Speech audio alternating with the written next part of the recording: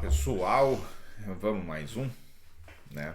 Tô gravando aqui esse em seguida daquele, tá? Por isso a mesma roupa, apesar de que o outro também foi com uma roupa azul igual a essa, então acaba parecendo que eu não mudo de roupa, mas paciência. Então, só para fechar esse assunto do diálogo interreligioso, eu acho que tem dois problemas que eu queria trazer hoje. Um problema não, né? Na verdade é um problema e um outro exemplo mais histórico e etc, que é bem interessante, que é a questão das trocas culturais que há entre povos, houve, né, bastante e ainda há entre povos, entre culturas, né, troca culturais, afinal de contas, religiões e tudo mais. Tem dos meus artigos, um dos meus primeiros artigos, na verdade, com o Helmut, com o professor Helmut da Metodista, que eu falava sobre a questão do desenvolvimento da iconografia de Yama, né, que é uma divindade bastante conhecida no budismo indiano, mas também conhecida em outras manifestações do budismo, né? Com outros nomes. Né? Na China ele vai ter outro nome. Eu estou sem cola aqui agora. Eu não decorei o suficiente para dizer aqui. E no Japão terá outro nome e assim por diante. E essa figura, esse ser, essa divindade que representa o deus da morte e tudo mais, ele tem referências que também dá para ser traçada até os persas, não só traçada até os arianos, né, que chegaram na Índia e tudo mais, mas também entre os persas, entre os povos do Hindu Kush, né, que é uma cordilheira entre a Índia e o Paquistão, se eu não me engano.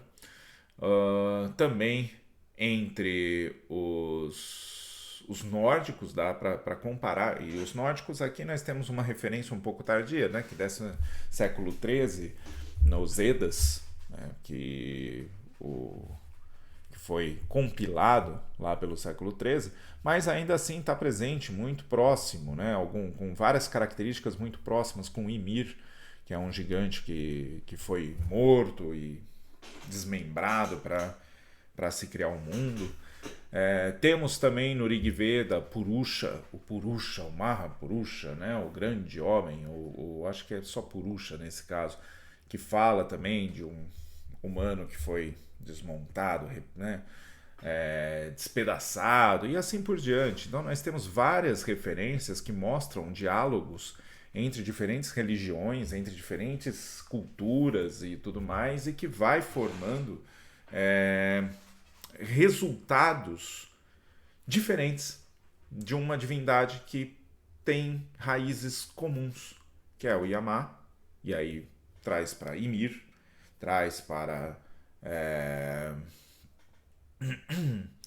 fugiu agora o nome, né? Não é Maramalik, mas é o fugiu o nome, mas tem no artigo. De qualquer modo, né? Como eu disse, aqui é um vídeo mais de reflexão. Quem quiser ver com detalhe, tem lá no artigo. No artigo tá lá também no meu Instagram. Tem o link lá para os artigos que eu escrevi, e um deles é esse. E é interessante isso. Recentemente também teve uma notícia sobre que encontraram, né, imagens de Buda que foi encontrada no Egito e que datam de muito antigamente. Tá? Tem várias pesquisas sobre o reino de Bactria, que era um reino indiano, indo-greco, né, indiano e gregos, onde indianos e gregos faziam muitas trocas de conhecimento, de mercadoria e de um monte de outras coisas. Temos também algumas referências das viagens dos peregrinos chineses até a Índia para conhecer melhor o budismo, para aprender nas universidades budistas indianas e levando também coisas de lá da Índia para a China. Então nós temos várias trocas, e essas trocas, até mesmo quando se pensa Posteriormente, Rota da Seda, não sei o que lá, essas trocas que ocorriam já também traziam outros tipos de trocas, né? Na, no museu lá de Oslo tem uma estátua de Buda que foi encontrada num barco viking naufragado, tá? E também, né? Então nós temos diversos momentos, até na era viking, que é um pouco anterior ao século XIII, né? Eu acho que é século VI, se eu não me engano, não é tão pouco assim.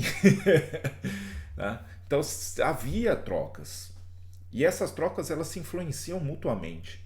Elas não é uma coisa, essa diversidade que entra em contato uma com a outra, elas se influenciam mutuamente. Né? E muito daquilo que nós pensamos como religiosidade hoje, como religiões de hoje, etc., elas acabam tendo essa configuração multicultural. Né? E é interessante partir desse pressuposto, de quando nós estamos trabalhando, estudando uma determinada visão de mundo, ela não é estanque, ela não é algo separado de todo o resto, ela não é algo puro que fica lá e não é tocado, é intocado por todo o seu contexto, por todos os seus diálogos, por todas as formas de se pensar, inclusive estruturas políticas, estruturas econômicas e etc. Tudo isso se influencia, né?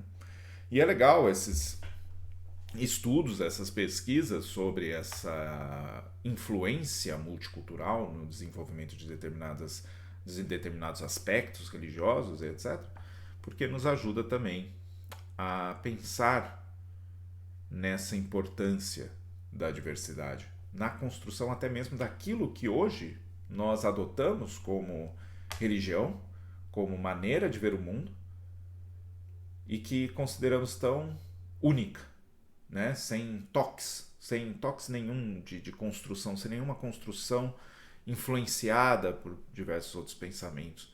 Né? E como eu já disse no vídeo anterior, né, podemos ver isso também quando Tomás de Aquino se utiliza de Aristóteles para interpretar, para pensar, refletir sobre o próprio cristianismo, ou quando o Santo Agostinho, ou Agostinho, desculpa, Santo Agostinho para os católicos, ou só Agostinho para quem não é católico, tá? Se utiliza de Platão ou Plotino para pensar o cristianismo, tá? Então é interessante ver essas relações, como essas relações construíram novas maneiras de entender as coisas. Segundo ponto, o problema. Mas um dos principais problemas que eu acho que é mais atual, que pega, na verdade não é um, dá para apontar dois. Um eu vou falar a respeito mais amplo, que daí eu não vou adentrar muito, mas tem pesquisadores que travam essa discussão, que é a questão do mercado religioso. O mercado religioso cria essa necessidade das religiões começarem a atacar umas às outras para conseguir crescer a sua, para conseguir fazer a sua ter visibilidade, a sua ganhar mais e etc. E até mesmo aqueles que se dizem religiosos, muitos deles também costumam atacar figuras que são figuras de destaque para ganhar também visibilidade, um monte de outras coisas, né? Justamente para numa busca ferrenha por grana.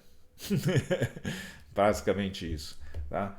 Eu sei, por exemplo, que o assunto do Dalai Lama é algo muito, atualmente, é muito delicado, mas existe também um ataque muito ferrenho e muito exagerado em cima dele. E essa noção de exagero, muitas vezes relacionado também a uma cultura de cancelamento, é problemático. É problemático. Por quê? Porque mesmo que ele tenha cometido um erro agora, recentemente, mesmo que aquilo seja algum tipo de erro, e aí tem pessoas muito mais gabaritadas discutindo sobre isso do que eu, discutindo a questão do Vinaya, tem até textos de monges da Associação Buda Dharma, mas também tem outras pessoas estrangeiras de outro lugar, falando a questão do Vinaya, que é o código monástico, dessa relação com o que ocorreu com o Dalai Lama, e questões culturais, tem um monte de coisa sendo discutido, ok? E que eu acho que é interessante para quem tem realmente uma vontade ou está incomodado com o que aconteceu, tentar entender também.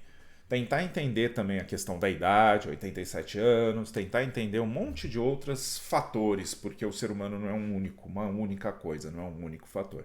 Então isso eu acho que é um primeiro ponto. O segundo ponto do problema desses cancelamentos, dessa luta por uma narrativa de superioridade e tudo mais, superioridade principalmente moral, é que é aquela busca por tentar cancelar tudo o que essa pessoa fez, sendo que muitas das coisas que essa pessoa fez foram coisas que beneficiaram até mesmo a divulgação, por exemplo, do budismo no Ocidente. Os trabalhos intelectuais do Dalai Lama eles são muito bons e não deixaram de ser bons por causa de uma questão de algo que ocorreu e que virou um bafafá, né? De algo que ocorreu e que incomodou. E eu não vou dizer que não me incomodou também, tá? Mas, ao mesmo tempo, ao invés de chegar com duas pedras na mão, é possível tentar entender melhor a situação, tentar entender de várias maneiras, e inclusive, se eu for puxar uma coisa que eu falei no vídeo passado, a questão do perdão, como eu aplico isso. Opa, mas como assim? Porque eu preciso... cara. Vou ficar... eu preciso de uma punição para me sentir... Não sei, eu não estou por dentro, eu não sou próximo. Né? E aí tem pessoas que começam a tentar desenterrar um monte de coisa que aconteceu no passado. Não sei, cara. Para mim isso daí soa muito como uma mentalidade de ódio que nós insistimos em levar adiante em nossa cultura, em nosso momento histórico, social, político, etc. que nós estamos. Eu não vejo isso como necessário.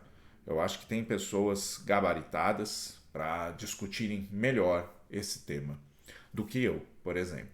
Tá? Mas isso para mim, e agora voltando para a dificuldade na questão do diálogo interreligioso, é que traz um problema, que é o mercado religioso, que vai ficar conflitando, criando grandes problemas, criando grandes... como eu posso dizer? Criando grandes ataques, vamos lá, criando grandes ataques morais em cima de outros grupos e de outras pessoas. Mas aquela religião faz aquilo. Não necessariamente. Não. Você entende a estrutura daquela religião? Você pode dizer que é a religião que é o problema? Ou uma ação de uma pessoa que é um ser humano, que está dentro de toda uma relação que é problemática, nossas relações são problemáticas, dizer que nós não vamos errar, dizer que nós não fizemos merda. Eu fiz muitas, tá? É até legal, tem uma entrevista de novo do Silvio Almeida com o Mano Brown, que eles falam sobre isso, cara. É muito estranho que tentaram fazer com o Pelé. Atacar o Pelé porque o Pelé já cometeu erros. Nossa, ser humano, né? Comete erros mesmo. Mas alguns erros são... Então, se nós formos para esse lado, é difícil, até mesmo, se nós expandirmos essa discussão, é difícil até mesmo nós pensarmos, então, para que existe